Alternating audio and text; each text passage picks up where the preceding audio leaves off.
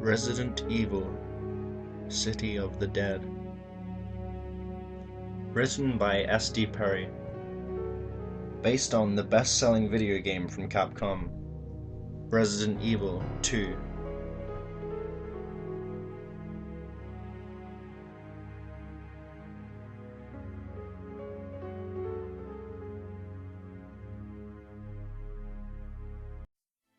Prologue. Raccoon Times, August 26th, 1998. Mayor announces Keep City Safe plan.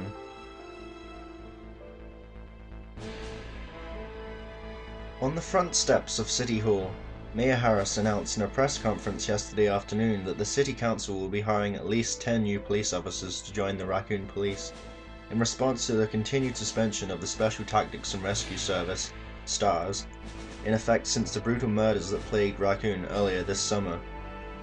Joined by Police Chief Brian Irons and all of Raccoon's council members, Harris assured the gathered citizens and reporters that Raccoon City will once again be in a safe community in which to live and work, and that the investigation into the 11 cannibal murders and 3 fatal wild animal attacks is far from closed.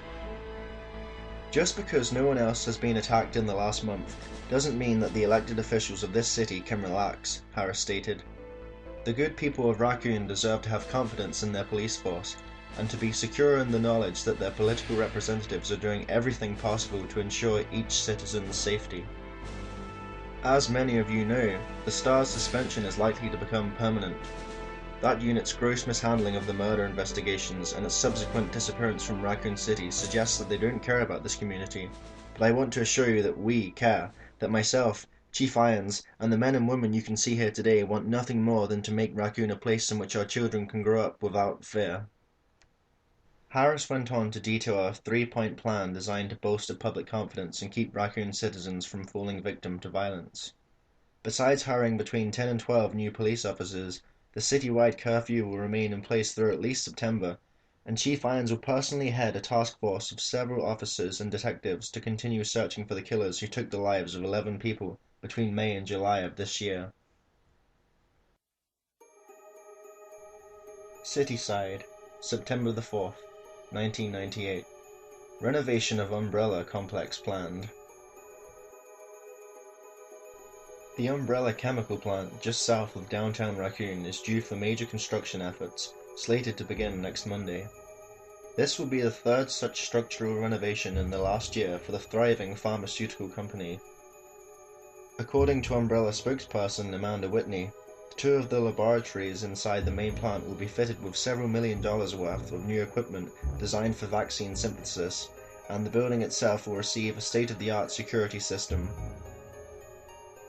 In addition, all of the connected office buildings will be upgrading computers over the next several weeks. But will this be a problem for downtown traffic?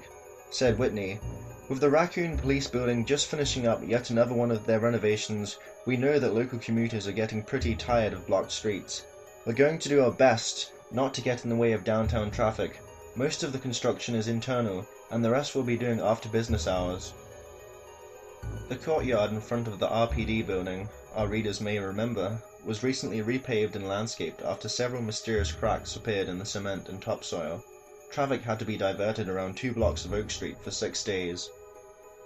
When asked why so many overhauls as of late, Whitney replied, "Umbrella has stayed ahead of the competition for as long as it has by keeping up with the current technology. It's going to be a busy couple of months, but I think it will be well worth the effort when we're finally through." Raccoon Weekly Editorial, September 17th, 1998. Irons to run? Mayor Harris may be in for a rough race next spring. Weekly sources inside the RPD are saying that Brian Irons, chief of police for the last 4.5 years, may be running for the city's top office in the next election, facing off against the popular and as yet unopposed Devlin Harris, already in office for 3 consecutive terms. Although Irons would not confirm his possible entry into the political arena, the one-time STARS member also refused to deny the rumor.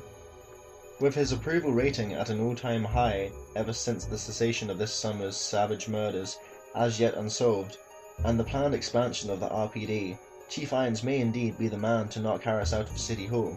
The question is, will voters be able to forget Irons' alleged involvement in the 1994 Cider District land scam?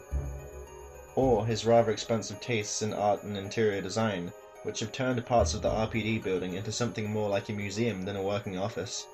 Assuming he means to throw his hat into the ring, this reporter, for one, will be looking forward to examining Irons' financial records.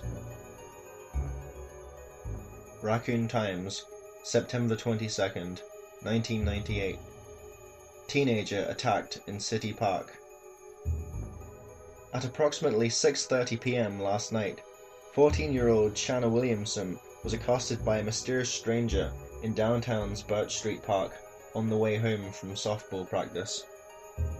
The man came out from behind a row of hedges at the south end of the park and knocked Miss Williamson off her bicycle before attempting to grab her. The teen managed to get away with only a few scratches, running to the nearby residence of Tom and Clara Atkins. Mrs. Atkins alerted the authorities, who conducted a thorough search of the park but found no sign of the attacker. According to the girl, through a police statement issued earlier this morning, the man appeared to be a transient. His clothes and hair were dirty, and she described a bad odor coming from him, a smell like rotten fruit. She also said that he seemed drunk, staggering and falling after her as she ran. With the plague of cannibalistic murders from May to July still unsolved, the RPD is taking Miss Williamson's encounter very seriously. The assailant bears a striking resemblance to eyewitness reports of the gang members spotted in Victory Park last June. Mayor Harris has called a press conference for later today, and Police Chief Brian Irons has stated already that with the first of the newly hired police officers expected next week, regular patrols will extend their routes to include the downtown park blocks.